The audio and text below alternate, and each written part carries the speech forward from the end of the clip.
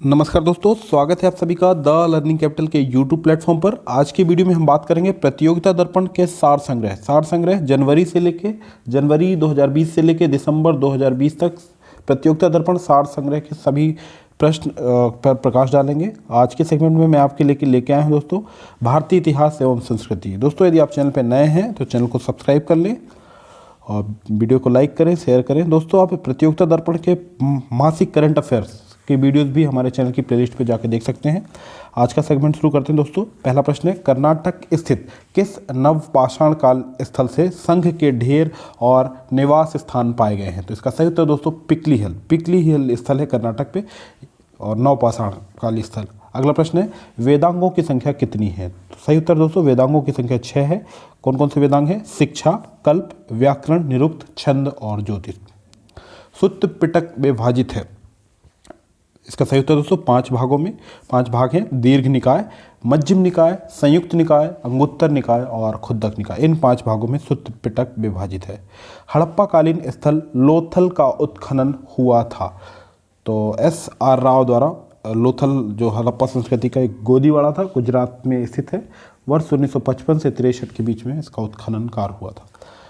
बौद्ध सिद्धांत प्रतीत समुत्पाद के 12 सिद्धांत निदान हैं। सही उत्तर दोस्तों जाति, जरा मरण, अविद्या, संस्कार, विज्ञान, नाम रूप, स्पर्श, तृष्णा, वेदना, सड़ायतन, भाव और उपादान। अगला प्रश्न है, उत्तरी मदुरा में आयोजित तृतीय संगम की अध्यक्षता किसने की थी? तो इसका सही उत्तर है नक्कीर ने। चोल प्रशासन में वार्षिक समिति को क्या कहा जाता था? संवत्सर वारियम। चोल प्रशासन की वार्षिक समिति को संवत्सर वारियम कहा जाता था। सल्तनत काल में दिल्ली में जमात खाना मस्जिद का निर्माण कार्य किसने कराया था? तो इसका सही उत्तर दोस्तों अलाउद्दीन खिलजी के द्वारा। किस सूफी संत को महबूब ए इलाही की लोकप्रिय उपाधि मिली? तो इसका सही उत्तर दोस्तों शेख निजामुद्दीन औलिया को। किस सिख गुरु ने सिखों को सैनिक संप्रदाय में परिवर्तित कर दिया? तो गुरु हरगोविंद सिंह जी के द्वारा सिखों को सैनिक संप्रदाय में परिवर्तित किया गया था। भारत के संदर्भ में सर्वाधिक प्राचीन अभिलेख मध्य एशिया के बोगाज गोई से प्राप्त हुआ है। इस अभिलेख में उल्लिखित देवता हैं, 4 देवता उल्लिखित हैं दोस्तों, इंद्र, वरुण, मित्र और नासत। अभिलेख एवं पुराने दस्तावेजों की प्राचीन तिथि के अध्ययन को क्या कहा जाता है? पेलियोग्राफी, पुरालिपि शास्त्र कहा जाता है। अगला प्रश्न है, राजस्थान के भीलवाड़ा जिले में कोठारी नदी के तट पर भारत का सबसे बड़ा मध्य पाषाणकालीन स्थल है। उसका उत्तर है बागोर। भोगवा नदी के किनारे स्थित हड़प्पा कालीन स्थल लोथल का उत्खनन कार्य किया गया था 1955 में रंगनाथ राव के द्वारा। ऐसा विवाह जिसमें कन्या के पिता को वर पक्ष को एक जोड़ी गाय और बैल देने होते थे कहलाता था आर्स विवाह है। दोस्तों यदि चैनल पर नए हैं तो हमारे चैनल को सब्सक्राइब कर लें और आने वाले समस्त वीडियो से अपडेट रहने के लिए बेल आइकन को दबाएं। वीडियो को अधिक से अधिक शेयर करें, लाइक करें। अगला प्रश्न है, मौर्य काल में सिक्कों का जांचकर्ता कहलाता था रूप दर्शक। शुद्ध द्वैतवाद के प्रवर्तक थे बल्लभाचार्य। शुद्ध द्वैतवाद के प्रवर्तक थे। किस सूफी संत को मोइनुद्दीन चिश्ती ने सुल्तान तरीकीन की उपाधि दी थी? हमीदुद्दीन नागौरी को मोइनुद्दीन चिश्ती जी के द्वारा सुल्तान तरीकीन की उपाधि दी गई थी।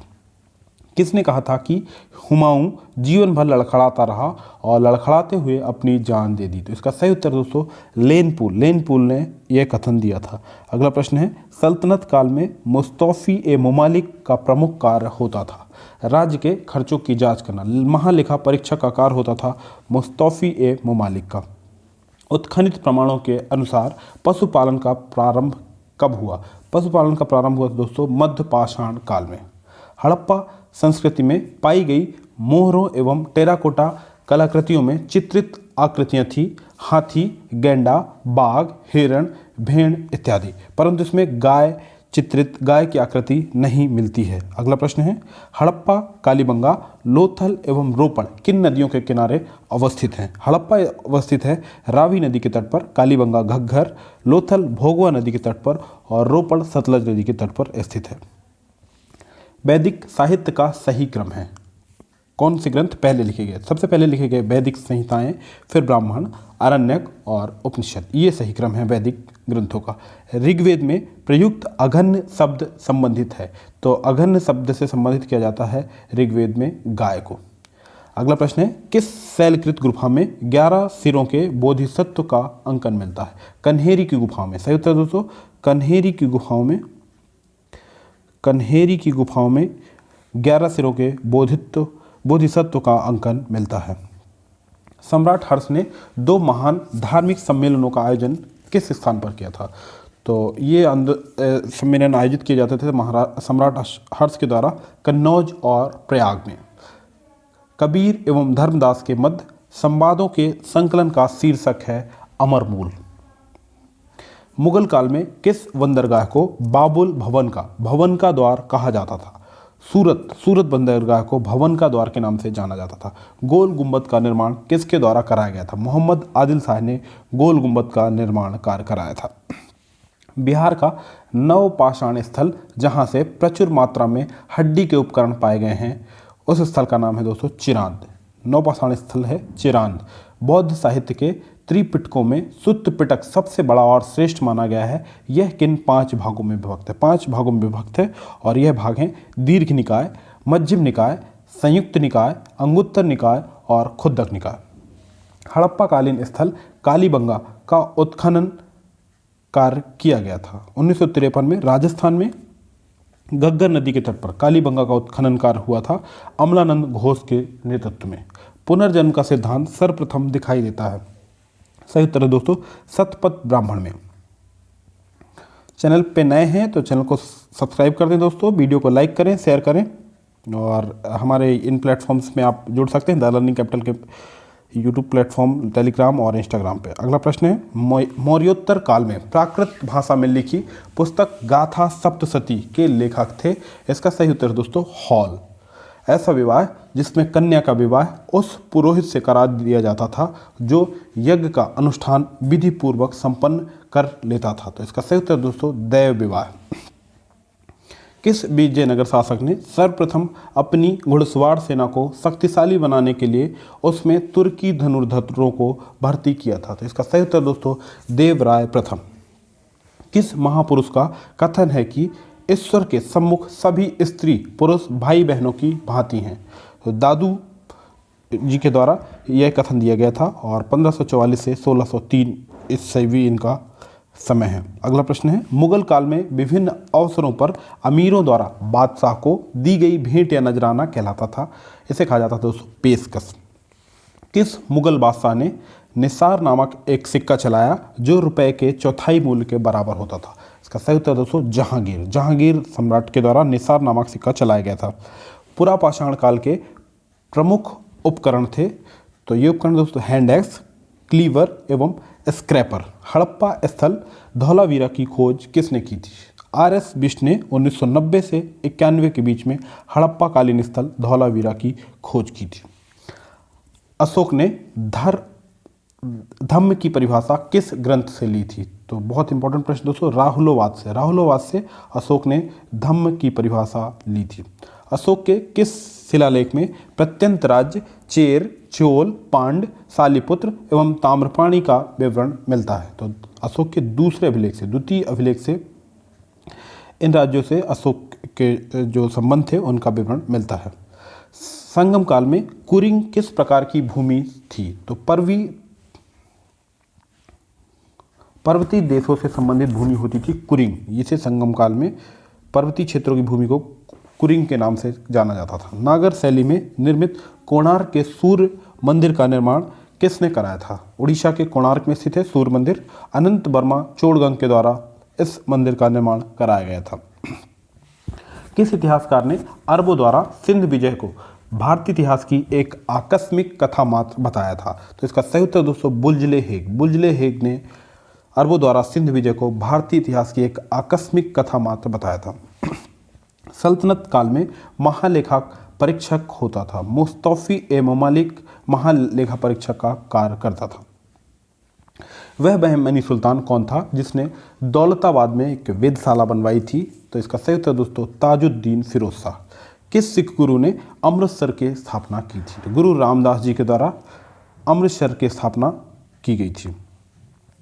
बलूचिस्तान में स्थित प्रमुख हड़प्पा स्थल हैं मेहरगढ़, सुत कांगेडोर, सुत का कोय, बालाकोट, राना गुंडाई, कुल्ली घाटी, दबसा दात एवं दबारकोट ये बलूचिस्तान पाकिस्तान में स्थित प्रमुख हड़प्पाई स्थल हैं। वैदिक काल में सदा नीरा किस नदी को कहा जाता था? गंडक नदी को। गंडक नदी को वैदिक काल में सदा नीरा नाम से जाना जाता था। शक एवं विक्रम संवत के प्रारंभ होने के बीच कितना अंतर है? तो इसका सही उत्तर दोस्तों 135 वर्षों का अंतर है। कौन सा अभिलेख अशोक की धम्म विजय की जानकारी देता था? अशोक के जो 13वां अभिलेख है उससे हमें अशोक के धम्म विजय की जानकारी प्राप्त होती है। दोस्तों चैनल पर नए हैं तो चैनल को सब्सक्राइब कर लें, वीडियो को लाइक करें और शेयर करें। हमारे यूट्यूब, टेलीग्राम, इंस्टाग्राम से भी आप जुड़ सकते हैं। मतला उल अनवर है सूफियों के संवादों का संकलन। मतला उल अनवर सूफियों के जो संवाद होते थे उनका संकलन किया गया है मतला उल अनवर में। रामायण विषय संबंधित उत्कीर्णन जिस गुफा से प्राप्त होते हैं वह है। रामायण से संबंधित जो उत्कीर्णन प्राप्त होते हैं दोस्तों, बहुत महत्वपूर्ण प्रश्न है। आंध्र प्रदेश में उंडवल्ली, आंध्र प्रदेश में उंडवल्ली से रामायण विषय संबंधित उत्कीर्णन गुफा से प्राप्त होते हैं। किस सूफी संत ने अपने रुशदनामा रचना में रुशदनामा में श्री गोरख, अलख, निरंजन और ओमकार का जिक्र किया है? तो ये सूफी संत शेख अब्दुल कऊस गंगोही। शेख गंगोही ने रुशदनामा रचना में गोरखनाथ, अलख निरंजन और ओमकार का जिक्र किया है। मुगल चित्रकारों में वह चित्रकार जो खुद की तस्वीर बनाने के लिए जाने जाते थे तो ये थे मनोहर, दौलत व केशवदास। गुप्त वंश का पहला शासक जिसने खुद को महाराजाधिराज कहा? चंद्रगुप्त द्वितीय। चंद्रगुप्त द्वितीय गुप्त वंश का पहला शासक था जिसने अपने आप को महाराजाधिराज की उपाधि से सम्मानित किया। शिक्षा के प्रसिद्ध केंद्र सोमपुर महाविहार की स्थापना किसने की थी? तो सोमपुर महाविहार की स्थापना की थी धर्मपाल ने। पाल वंश के शासक धर्मपाल ने सोमपुर महाविहार की स्थापना की थी। अधिधम्म पिटक की रचना की गई थी मोगली पुत्र तिस्य ने। तृतीय बौद्ध संगीति जो हुई थी उसमें मोगली पुत्र तिस्य ने अधिधम्म पिटक की रचना की थी। वह नवपाषाण काल स्थल जहाँ से चावल के प्राचीनतम साक्ष्य प्राप्त हुए हैं तो वह स्थल दोस्तों कोल्डी हवा। कोल्डी हवा जहाँ से चावल के प्राचीनतम साक्ष्य प्राप्त हुए हैं। भित्री एवं जूनागढ़ अभिलेख संबंधित है स्कंदगुप्त के जीवन की महत्वपूर्ण घटनाओं से संबंधित है भित्री एवं जूनागढ़ अभिलेख। हड़प्पा कालीन स्थल सूत कांगेडोर स्थित है। तो सूत कांगेडोर स्थित है दोस्तों बलूचिस्तान पाकिस्तान में दास नदी के तट पर। ऋग्वेद में उल्लिखित प्रमुख स्त्रियां हैं तो ये लोपामुद्रा, घोषा, सिक्ता, अपाला एवं विश्वास स्त्रियों का उल्लेख किया गया है ऋग्वेद में। मौर्य काल में कंटक शोधन होता था फौजदारी अदालतें। फौजदारी अदालतों को कंटक शोधन नाम से जाना जाता था। सल्तनत संगमकालीन ग्रंथ मणिमेखले के लेखक हैं शीतले सत्यनारायण। शीतले सत्यनारायण ने मणिमेखले की रचना की है। विजयनगर साम्राज्य में यवन राज स्थापनाचार का विरध धारण किया था। कृष्णदेवराय जी के द्वारा यवनचार स्थापनाचार की उपाधि धारण की गई थी। चैनल पे नए हैं चैनल को लाइक करते जाएं, वीडियो को लाइक करें, चैनल को सब्सक्राइब कर लें। आने वाले समस्त वीडियो से अपडेट रहने के लिए बेल आइकन को भी दबा लें। अकबर ने तीर्थ यात्रा कर समाप्त किया था 1563 ईस्वी में। तीर्थ यात्रा कर अकबर के द्वारा समाप्त कर दिया गया था 1563 ईस्वी में। अकबर के काल में रामायण का फारसी में अनुवाद किया था तो इसका सही उत्तर दोस्तों बदायूनी ने रामायण का फारसी में अनुवाद किया था। ऋग्वेद में सर्वाधिक किस यज्ञ का वर्णन है तो इसका सही उत्तर दोस्तों सोम यज्ञ का। ऋग्वेद में सर्वाधिक सोम यज्ञ का वर्णन मिलता है। 4 वर्णों के कर्म के विषय में सर्वप्रथम जानकारी मिलती है ऐत्रेय ब्राह्मण से। ऐत्रेय ब्राह्मण से जानकारी मिलती है कर्म के विषय में। भगवान महावीर के उपदेशों को ग्रंथों में लिपिबद्ध किसने किया है तो इसका सही उत्तर दोस्तों संभूत, विजय और भद्रबाहु ने भगवान महावीर के उपदेशों को ग्रंथों में लिपिबद्ध किया है। हर्ष काल में रात का पहरा देने वाली स्त्रियों को याम चेटी नाम से जाना जाता था।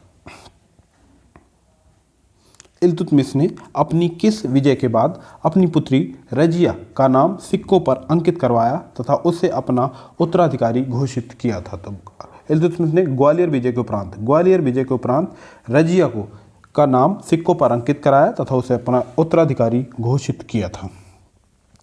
कृष्णदेवराय ने किस ग्रंथ में अपने राजनीतिक विचारों और प्रशासकीय नीतियों का विवेचन किया है? तेलुगु ग्रंथ अमुक्त माल्याद में कृष्णदेवराय ने अपने राजनीतिक विचारों और प्रशासकीय नीतियों का विवेचन किया है। सोनार की बेटी का युद्ध किसके मध्य हुआ था? तो इसका सही उत्तर दोस्तों फिरोज शाह और देवराय के मध्य हुआ था सोनार की बेटी का युद्ध। शाहजहां का बड़ा बेटा दारा शिकोह किस सिलसिले का अनुयायी था? तो इसका सही उत्तर दोस्तों कादरी सिलसिले का अनुयायी था बड़ा बेटा शाहजहां का दारा शिकोह। लॉर्ड हेस्टिंग्स के भारत आने का पहला उद्देश्य था? इसका सही उत्तर दोस्तों पिंडारियों के दमन के लिए जाना जाता है लॉर्ड हेस्टिंग्स का कार्यकाल। भारत में लॉर्ड हेस्टिंग्स का कार्यकाल पिंडारियों के दमन के लिए जाना जाता है। दोस्तों हमारे वीडियो को लाइक करते जाएं, शेयर करते जाएं तथा चैनल को सब्सक्राइब कर लें। भारत से इंग्लैंड की ओर धन के प्रवाह को अनिष्टों का अनिष्ट एविल ऑफ ऑल एविल्स की संज्ञा किसने दी थी? दादा भाई नौरोजी के द्वारा भारत से इंग्लैंड की ओर धन के प्रवाह को अनिष्टों का अनिष्ट की संज्ञा दी जाती है। सर्वप्रथम वर्ण व्यवस्था का उल्लेख करने वाला पुरुष सूक्त मूलतः पाया जाता है ऋग्वेद के 10वें मंडल में। पुरुष सूक्त का वर्णन मिलता है ऋग्वेद के 10वें मंडल में। सिंधु सभ्यता का महान स्नानागार प्राप्त हुआ है मोहनजोदड़ो से विशाल स्नानागार प्राप्त हुआ है। गृह सूत्र में वर्णित 16 संस्कार हैं। ये 16 संस्कार हैं गर्भाधान, पुंसवन, सीमांतोन्नयन, जात कर्म, नामकरण, निष्क्रमण, अन्नप्राशन, चूड़ाकर्म, कर्णवेद, विद्यारंभ, उपनयन, वेदारंभ, केशांत, समावर्तन, विवाह एवं अंत्येष्टि। यह सभी गृह सूत्र में वर्णित 16 संस्कार हैं। किस शासक के काल में कला क्षेत्र की 2 स्वतंत्र शैलियों गांधार शैली एवं मथुरा शैली का विकास हुआ? कुषाण शासक कनिष्क के शासनकाल में ये प्रसिद्ध गांधार शैली और मथुरा शैली का विकास हुआ। नागानंद रत्नावली एवं प्रियदर्शिका पुस्तक के लेखक हैं। ये सभी पुस्तकें लिखी गई हैं महान सम्राट हर्षवर्धन के द्वारा। भारत में चिश्तिया सूफी मत को स्थापित किसने किया? ख्वाजा मोइनुद्दीन चिश्ती ने भारत में चिश्तिया संप्रदाय को स्थापित किया। किस मुगल बादशाह को जिंदा पीर के नाम से जाना जाता था? मुगल बादशाह औरंगजेब को जिंदा पीर के नाम से जाना जाता था। गोस्वामी तुलसीदास की प्रमुख रचनाएं दोस्तों दोहावली, गीतावली, कवितावली, रामचरितमानस, विनय पत्रिका, पार्वती मंगल, जानकी मंगल, वरव्यय, रामायण, वैराग्य संदीपनी और कृष्ण गीतावली। ये प्रमुख रचनाएं हैं गोस्वामी तुलसीदास जी की। दोस्तों चैनल पे नए हैं तो चैनल को सब्सक्राइब कर लें, वीडियो को लाइक करें और शेयर करें। अकबर की इच्छा अनुसार किसने रामायण का फारसी में अनुवाद किया था? तो इसका सही उत्तर दोस्तों अब्दुल कादिर बदायूनी ने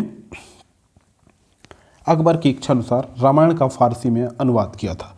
जिस मुगलकालीन भारतीय लेखक ने अमेरिका की खोज की थी वह है अबुल फजल ने अमेरिका की खोज का उल्लेख किया है।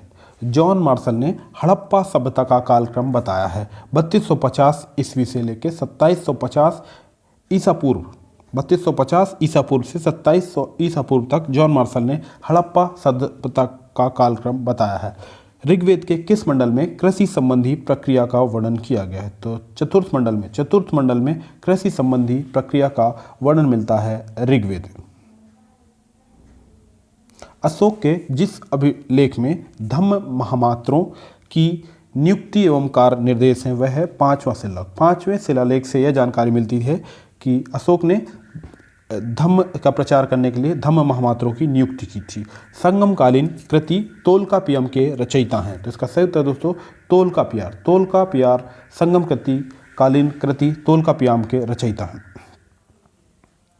प्राचीन भारत में ऐसा विवाह जिसमें जो पुरोहित यज्ञ का अनुष्ठान विधि पूर्वक करा लेता था उसी के साथ कन्या का विवाह करा दिया जाता था, कहलाता था दैव विवाह।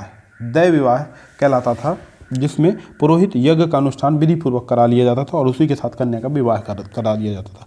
कांची का कैलाश मंदिर किस स्थापत्य का प्रतिनिधित्व करती है? तो इसका सही उत्तर दोस्तों द्रविड़। कांची का जो कैलाश मंदिर है ये द्रविड़ शैली का प्रतिनिधित्व करता है।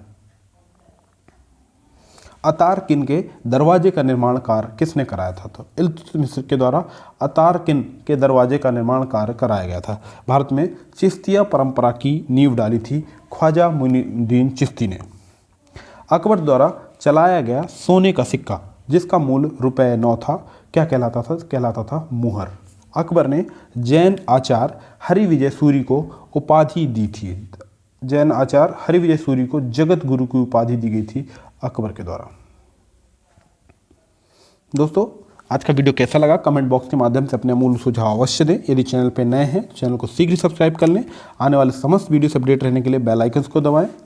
दोस्तों आप प्रतियोगिता दर्पण के मासिक करंट अफेयर जनवरी से लेकर दिसंबर तक हमारे चैनल की प्लेलिस्ट पे जाकर देख सकते हैं। वीडियो को अंत तक देखने के लिए बहुत बहुत धन्यवाद।